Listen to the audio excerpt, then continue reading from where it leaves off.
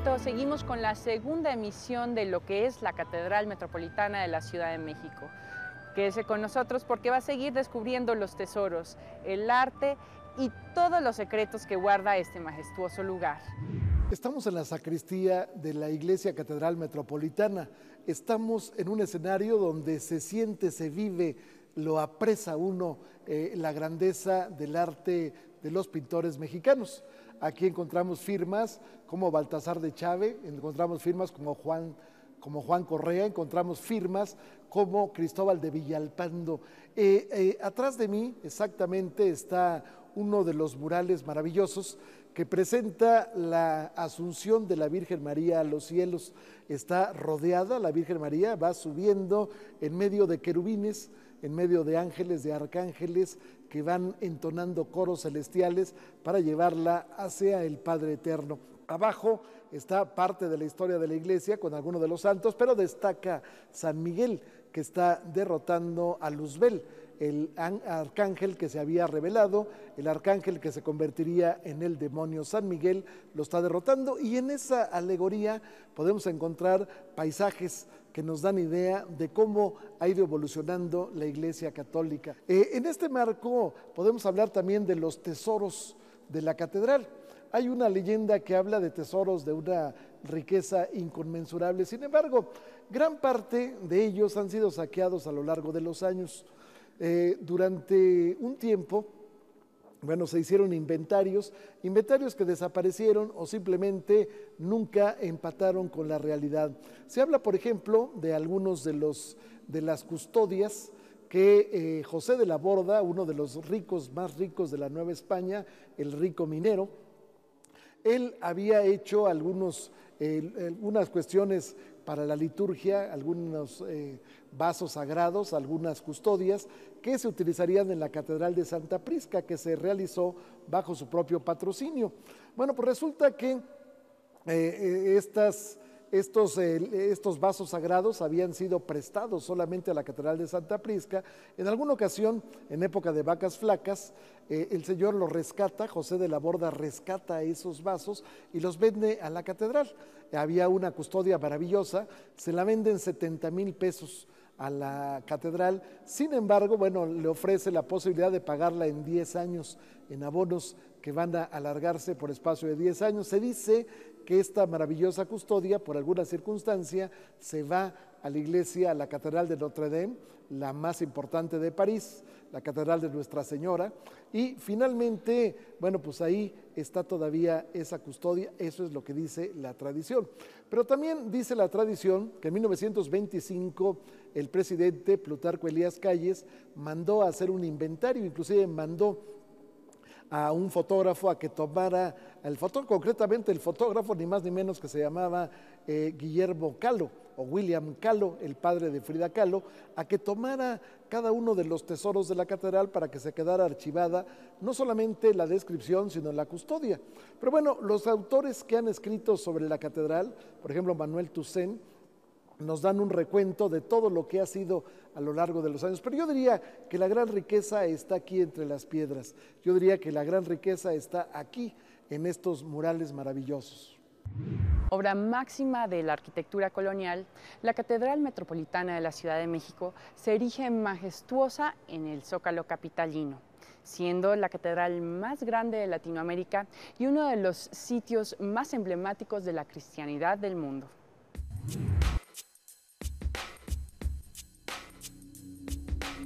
Durante el imperio de Maximiliano se trajo de Francia una imagen bellísima de la Virgen de la Consolación.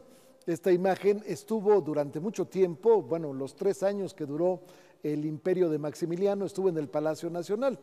Una vez que es derrotado Maximiliano, una vez que Benito Juárez, el presidente, regresa al poder, uno de los arzobispos, el señor Pelagio, decide ir a pedirle a Benito Juárez esta imagen. Finalmente, después de muchos ruegos, Benito Juárez se la regresa esta imagen maravillosa y está en una de las capillas.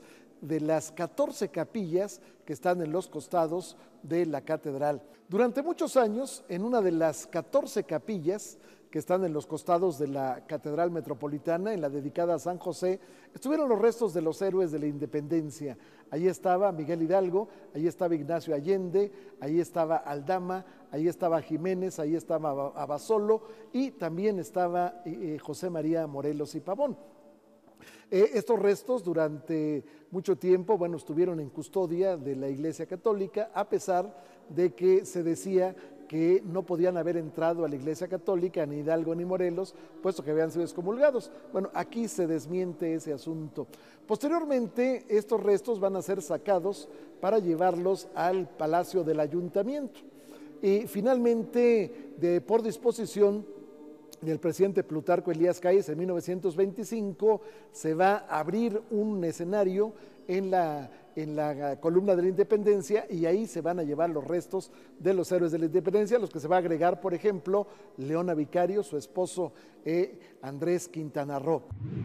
Uno de los elementos más destacados de la catedral es el interior del coro, ricamente ornamentado al estilo barroco. También encontramos dos órganos monumentales y majestuosos, además de mobiliario que viene directamente de las colonias asiáticas del Imperio Español, preferentemente de Macao y Filipinas.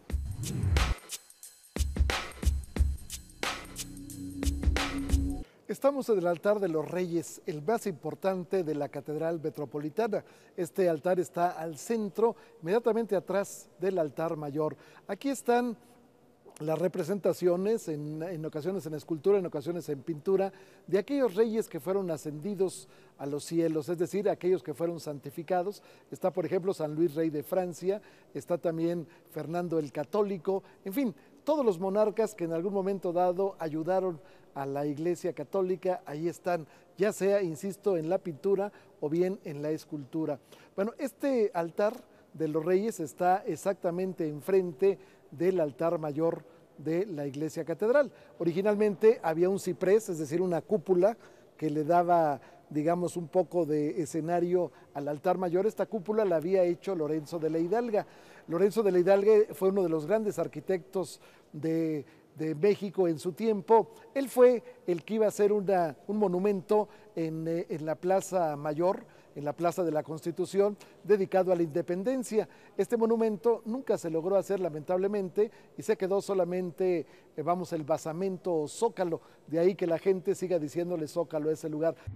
Una de las menciones especiales es el retablo de los Reyes y además la Capilla Real, ya que esta fue hecha por el arquitecto Guillermo de Balbás y muestra toda una fantasía barroca que realmente nos transporta a la época. Tiene columnas estípites recubiertas por chapas de oro que sirven de marco a diversas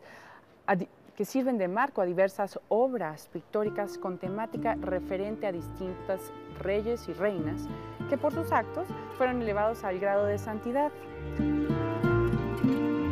Antes que existiera esta magnífica construcción que es la Catedral Metropolitana, había una catedral primitiva. Esta catedral la manda a realizar Hernán Cortés 3 años después de la caída de México Tenochtitlan, es decir, en el año de 1524, y la construcción se va a terminar hasta el año de 1532. ¿Qué hay en este escenario? Bueno, pues Hernán Cortés le pide a su geometrista, que era Alonso García Bravo, le pide que se busque un lugar donde haya una iglesia principal en lo que será la traza de la Nueva España. Y entonces Alonso García Bravo decide hacerla justamente en donde estaban los principales templos mexicas. De hecho, aquí había un templo a Tonatiuh. Y bueno, de este templo se va a derribar y las paredes y algunas de las columnas se van a mantener, se va a aplastar la religión de los aztecas o mexicas a través de colocarla encima de los cimientos del templo. Se va a colocar las paredes del templo católico. Originalmente esta iglesia, la primitiva catedral, se llamó Gran Iglesia o Iglesia Mayor de la Nueva España. Estaba a cargo de los franciscanos. Posteriormente, en el año de 1640 se va ya a abrir el escenario para que sea la catedral y posteriormente, bueno, se le va a dar esa categoría justamente de catedral, lo cual implica que ahí es donde va a celebrar misa el señor, para entonces obispo, después arzobispo de la Nueva España. Bueno, de todo aquello que fue esta construcción de la primitiva catedral, quedan estos restos, estas piedras que tienen idea de lo que fue en su momento la magnificencia de los templos prehispánicos y también en un momento dado la gran cimentación. ¿Cómo era la primitiva catedral? Bueno, era como una caja de zapatos, una construcción medieval, digamos que era exactamente una fortaleza. No tenía ventanas, era por tanto una construcción oscura. Esta construcción, bueno, pues era mucho más pequeña que la catedral actual, daba más hacia el oriente que hacia el poniente. Digamos que ocuparía la mitad de lo que ocupa la catedral, incluso un poco más arremetida hacia la parte norte de la ciudad. Bueno, la catedral tenía vista, la portada principal, hacia lo que era la plazoleta del Marqués, es decir, enfrente de la casa de Hernán Cortés, que hoy es el Nacional Monte de Piedad. En otro marco también podemos decir que esta primitiva catedral, bueno, pues en alguna ocasión el hijo de Hernán Cortés, Martín Cortés, decidió que se bautizaran sus hijos y entonces puso un tablado que salía de la casa, de lo que es hoy el Nacional Monte de Piedad, la casa de Hernán Cortés, que fuera el Palacio de Axayácal en su momento. Bueno, esta puntada, por decirlo así, de Martín Cortés fue poner un tablero, un entarimado que salía de la casa y llegaba hasta la puerta principal de la catedral. Evidentemente era una alegoría para dar idea de que él era un hombre muy poderoso, vamos, que seguía siendo digno hijo de su padre. Posteriormente, bueno, pues uno de los grandes de la Nueva España, el primer conde de Regla, Pedro Romero de Terreros, que vivía en lo que hoy sería la calle del Salvador, le había prometido al rey de España que si venía a apadrinar a su hijo, iba a poner un pasillo de plata, es decir, iba a poner onzas de plata, vamos, barras de plata que llegaran desde la calle del Salvador hasta lo que era ya para entonces esta catedral, aunque todavía no estaba terminada. Estamos hablando de 1776, estaba ya prácticamente construida, pero todavía le faltaba el toque que le daría el valenciano Manuel Tolsá, tanto en las cúpulas como en los copetes que le dan armonía finalmente a la catedral metropolitana. La primera piedra fue puesta en 1524 por Hernán Cortés en un acto simbólico y significativo en el cruce de las calzadas de los 4 puntos cardinales que conducían al centro espiritual de la ciudad azteca. Estas piedras se utilizaron en la construcción, sacándolas del Templo Mayor de la Gran Tenochtitlan antes de su destrucción.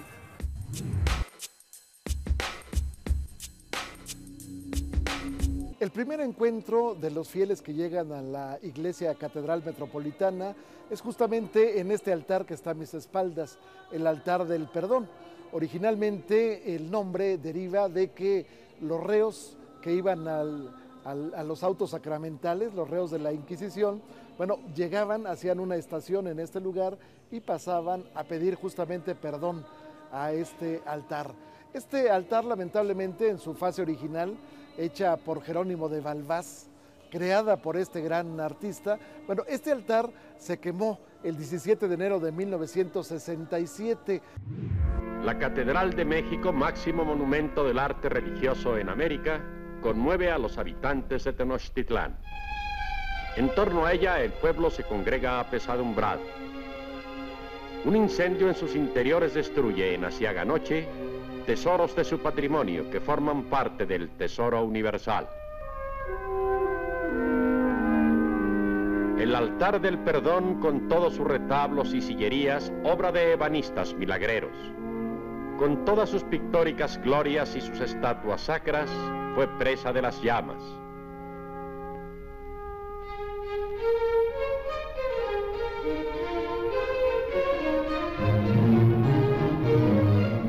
Entre las pérdidas concretas pueden citarse el famoso altar y sus 2 órganos centrales,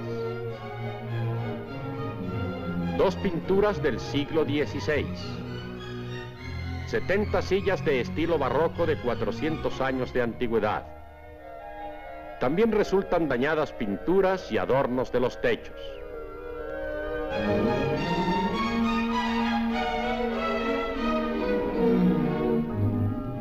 Por fortuna, las estructuras de la cúpula y del templo en general no resintieron daños de ninguna clase.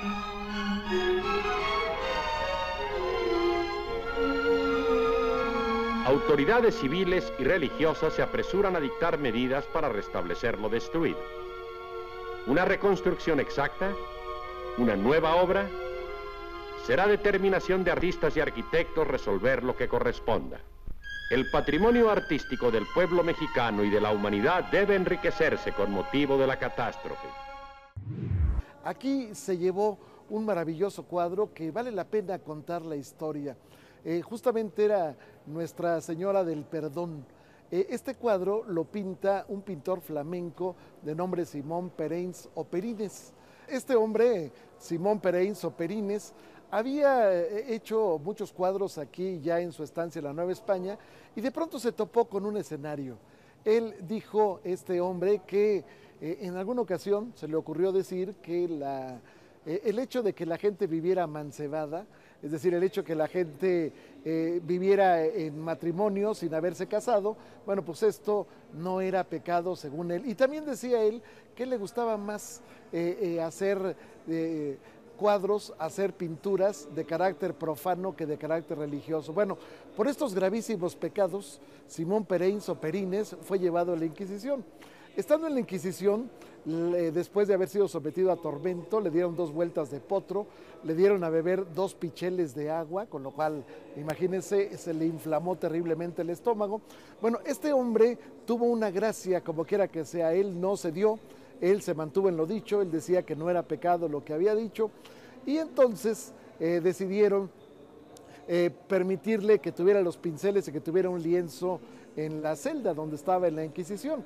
Sin embargo, él no usó el lienzo, él usó la puerta de la celda y, alumbrado apenas por hachones, logró pintar una maravilla que era Nuestra Señora del Perdón.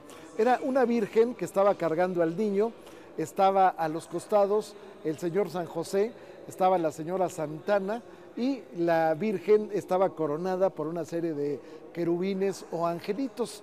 Bueno, este cuadro era verdaderamente impresionante, se quemó lamentablemente en este lugar. El caso es que cuando lo vieron los señores inquisidores, se dieron cuenta que era tal portento que decidieron perdonar a Simón Pereins Operines. Hay quien dice que no, hay quien dice que lo único que hicieron los señores inquisidores fue decirle: si tú haces una maravillosa pintura religiosa, entonces te perdonamos. Como quiera que sea, hubo mucha gente que logró admirar esta pintura, que si bien no se destruyó por completo, bueno, se perdió la esencia de lo que tenía.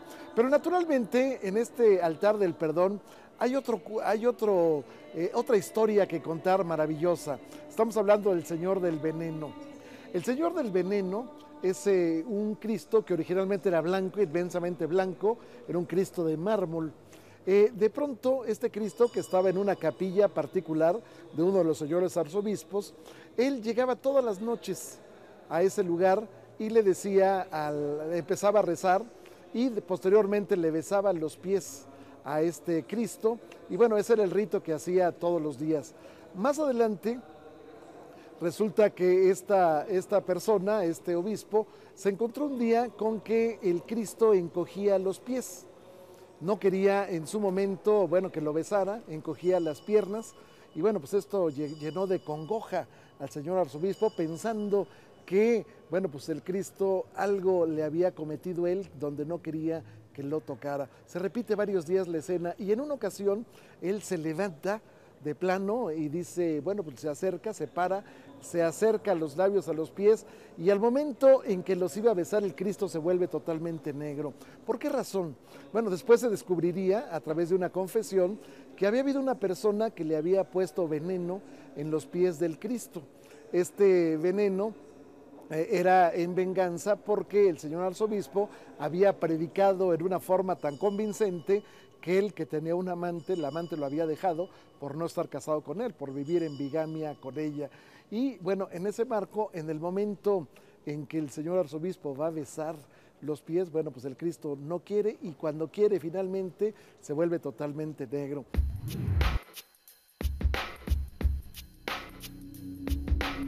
Estamos en este momento en una de las capillas, de hecho creo que la primera capilla a mano izquierda de la entrada, que bueno, es un honor para mí, por lo menos entrar aquí. Yo creo que no mucha gente tiene la oportunidad de presenciar esta belleza. Sí. Coméntenos un poquito acerca de eso. Bueno, vamos a irnos un poquito a historia. Estamos debajo del campanario poniente, y aquí abajo antes había una capilla dedicada a San Miguel Arcángel, que se quemó allá por el año de 1700. Tiempo después, con el legado, o sea, la herencia de un personaje llamado Don Juan de Caballero y Ocio, que por ahí está su nombre en la parte de abajo, él dejó para que se hiciera esta capilla dedicada a los ángeles. Ahora, unos años antes, el encargado de este legado, o sea, el albacea, cumplió, y creo que cumplió con creces, porque buscó al mejor retablista, don Juan de Nava, buscó al mejor pintor, Juan Correa, no tengo el nombre de los escultores, pero mandó hacer una capilla extraordinaria en estilo barroco salomónico. Este retablo es colocado y puesto con los 7 arcángeles. El del centro, que podemos ver aquí, por supuesto, es San Miguel Arcángel, con una espada, es el que lucha contra Luzbel. Del lado izquierdo de San Miguel está Medicina de Dios, que es San Rafael. Su símbolo es un pescado. Del otro lado está San Gabriel Arcángel. Bien, arriba de Gabriel está Fuego de Dios, Uriel, ese le representa con una espada flamígera, y del otro lado está Salatiel. Salatiel lo vemos con los brazos cruzados en símbolo de oración, es el orante. Arriba de Uriel está Jeudiel. Jeudiel tiene 2 símbolos, una corona y un látigo, símbolo, el que premia o castiga. Y terminamos con Baraquiel. Baraquiel se le representa con un ramo de flores. Ahora, si yo le invito a que veamos al centro, en la parte más alta, aparece Dios Padre. Siempre aparece viendo su obra. En el dintel de la ventana vemos una paloma, símbolo, el Espíritu Santo, y abajo, con el mundo en la mano, Cristo. Padre, Hijo y Espíritu Santo. Recuerden que estos retablos se hacían para eso, para una clase didáctica de religión. A la derecha de Cristo, María su madre, a la izquierda su padre José, con sus atributos de carpintero. ¿Qué les parece? Es increíble toda esta presencia. Ahora, si nos vamos a otro lugar, vemos en la predela, ¿qué es esta? Vemos otros 2 personajes, Santana y San Joaquín. ¿Quiénes son? Los padres de la Virgen. Y del otro lado de la predela están San Juan Bautista y su madre Isabel. Como ven, está toda la familia. Sí. Es algo de veras extraordinaria. Retablo de madera del año de 1713. Dentro de 5 años cumple esta capilla 300 años. Pues muchísimas gracias. Y seguimos en Leyenda Urbana.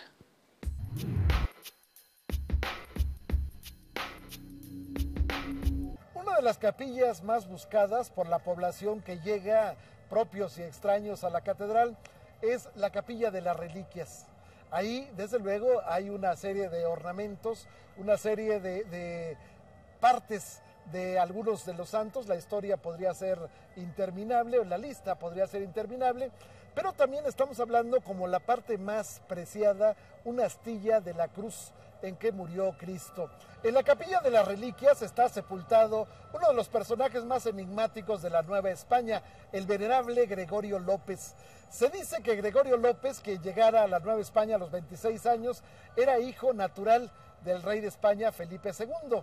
Lo cierto es que Gregorio López venía con una preparación que no era común en una gente que efectivamente fuera común. En este caso, él tenía conocimientos de medicina, llega a la Nueva España, se va a vivir a Zacatecas. En Zacatecas se encuentra con un duelo, él presencia la muerte de 2 personas y en ese momento siente como que algo está dentro de él que se remueve, algo que le está llamando como vocación y que no ha podido desarrollar. Y entonces se va a una ermita, se pasa 7 años en esa ermita, a pesar de que no viste hábito religioso. Bueno, tiene una vida totalmente monástica, totalmente frugal. Y finalmente, bueno, decide ante la crítica de la gente que decía cómo ese señor vive en una ermita y no viste como uno de los frailes. Entonces se va al Santuario de los Remedios.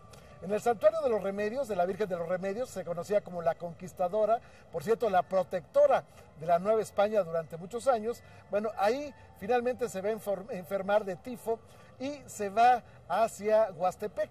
En Huastepec, bueno, se va a internar en un hospital y ahí va a desarrollar, una vez que sana, va a desarrollar su profesión de médico, en tal forma que se convierte en uno de los más grandes médicos de su tiempo. De ahí, pues, que finalmente Gregorio López sea trasladado a la Santa Iglesia Catedral y ahí finalmente, bueno, pues están los restos en esta capilla de las reliquias. Con esto, con esta historia, damos por concluido nuestro programa de hoy de Leyenda Urbana, la segunda parte de nuestra Leyenda Urbana. Lo espero el próximo sábado a las 7:30 de la noche aquí, como siempre, en Proyecto 40. Por lo pronto, gracias por recibirnos en su hogar. Y recuerde que si no vio Leyenda Urbana, lo mejor de Leyenda Urbana pasa en Proyecto 40 los domingos a las 5:30 de la tarde. Tras varios años de obras para evitar el hundimiento de este majestuoso lugar, hoy en día la Catedral Metropolitana de la Ciudad de México luce en todo su esplendor. Aquí se reúnen y es la sede de la Arquidiócesis de México, además que de vez en cuando se abre la catedral para hacer conciertos corales y de música sacra. También hay días donde se puede visitar los campanarios y las catacumbas, todo con entrada libre. Esto es Leyenda Urbana y nosotros le acabamos de presentar la catedral por dentro y por fuera.